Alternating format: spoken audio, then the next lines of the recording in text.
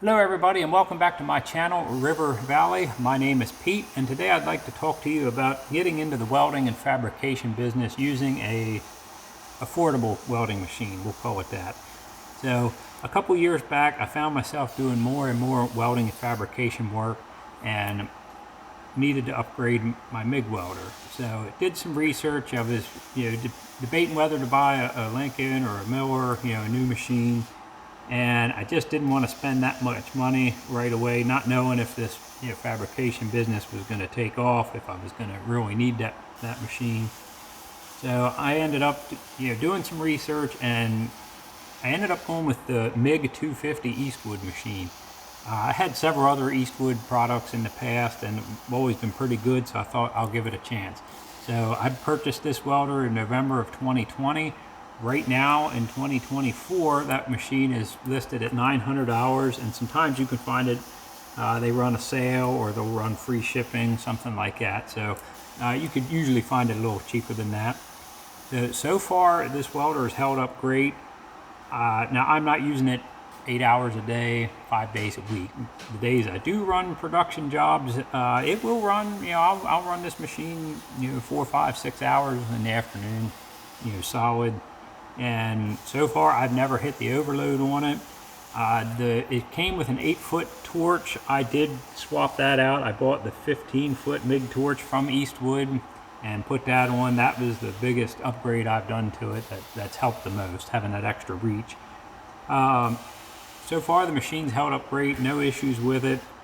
I am not a professional welder, but I'm getting better at it. I'm teaching myself as I go along. And one thing that I would say that would help with this machine and someone, a beginner using it, would be if it had digital controls for the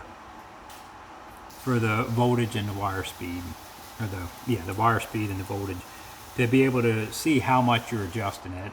With especially just starting out and just learning, when you adjust it, with the dials that are on it, it's guessing. You're guessing how much you're changing it. So that'd be the only thing I would change. And I did see their MIG 250i multi-process machine does use the digital readout on it. So that'd be the only thing I would say would be different, that I would change on this machine.